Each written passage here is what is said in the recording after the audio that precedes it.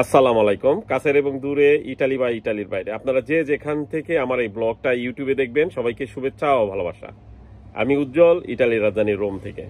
হ্যাঁ, শুনছেন আমার ব্লগে যে 1 লক্ষ টাকা খরচ করে জার্মানিতে কিভাবে আসবেন সেটা নিয়ে কথা বলবো। এখানে কিন্তু অনেক কিছু আছে, যে পয়েন্টগুলো দেওয়া আছে বা যে রিকোয়ারমেন্ট চাইছে জার্মান সরকার, সেগুলো যদি আপনার মিলে যায়, আপনি 1 লক্ষ টাকা খরচ করেই জার্মান আসতে পারবেন।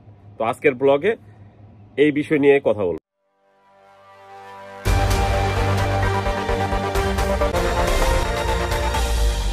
জার্মান সরকার অপরচুনিটি কার্ড বা যেটা জব সিগার ভিসা, এরকমই একটা নতুন প্রোগ্রাম হাতে নিছে।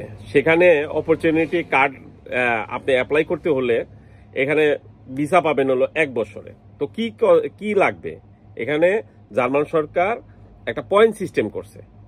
এই পয়েন্টের ভিতরে 6 পয়েন্ট যাদের থাকবে তারাই জার্মানির জন্য, এই অপরচুনিটি কার্ডের জন্য জার্মান এম্বাসিতে, বাংলাদেশেও জার্মানের এম্বাসি আছে, সেখানে আপনি সরাসরি যাইয়া আবেদন করতে পারবেন। তো পয়েন্টগুলা কি, আপনি যদি ব্যাচেলার করে থাকেন বা মাস্টার্স করে থাকেন, টেকনিক্যাল ইনস্টিটিউট থেকে 2 বছর বা 3 বছরের কোর্স করে থাকেন, তাহলে আপনি 4 পয়েন্ট পাবেন। 4 পয়েন্ট, 6 পয়েন্টের জায়গায় 4 পয়েন্ট পাবেন। আর আপনার বয়স যদি 20 বছর থেকে 35 বছরের ভিতরে হয়, সেখানে আরো 2 পয়েন্ট পাবেন। তো এইখানে গেল যে 6 পয়েন্ট হইলেই যে আপনি জার্মান এম্বাসিতে আবেদন করতে পারবেন, সেইটা ফিল হলো। আরো পয়েন্ট যোগ করার জন্য আপনি কি করতে পারেন, আপনি পড়ালেখা করছেন টেক্সটাইল এন্ড ইঞ্জিনিয়ারিং, আপনি কাজও বাংলাদেশে চাকরিও করতেছেন, ঠিক একই রিলেটেড, সেখানে যদি আপনার 5 বছরের অভিজ্ঞতা থাকে তাহলে আরো 3 পয়েন্ট পাবেন। যদি 2 বছরের অভিজ্ঞতা থাকে তাহলে 2 পয়েন্ট পাইবেন।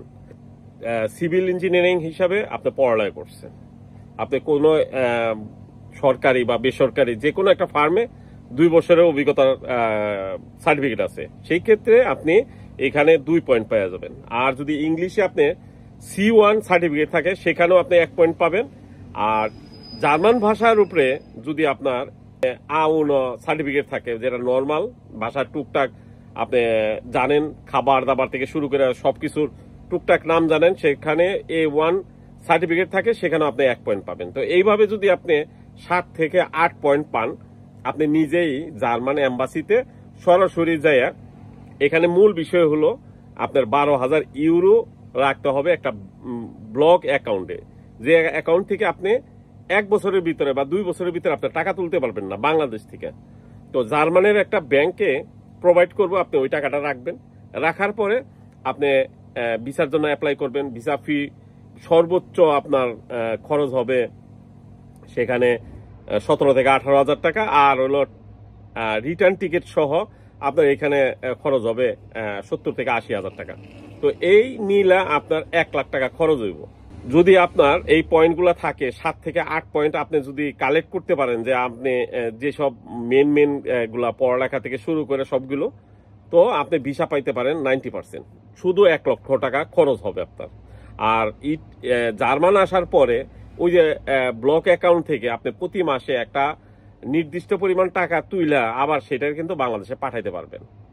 সেই সিস্টেমটা কিন্তু সরকার দিছে, যে আপনি যদি জার্মানে এসে কাজও করেন, কন্ট্রাক্টে কাজও করেন, তারপরেও আপনি ওই অ্যাকাউন্ট থেকে টাকা তুইলা কিস্তিতে আপনি বাংলাদেশে পাঠাতে পারবেন। এবং ব্লক অ্যাকাউন্ট একটা নির্দিষ্ট সময় পরে আপনি এটা পুরো টাকাটাই তুলতে পারবেন।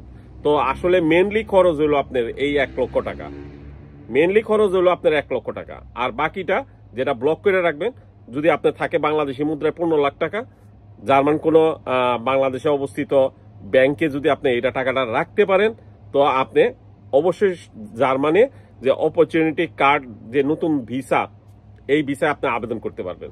ভালো থাকবেন সবাই, দোয়া করবেন। আসসালামু আলাইকুম।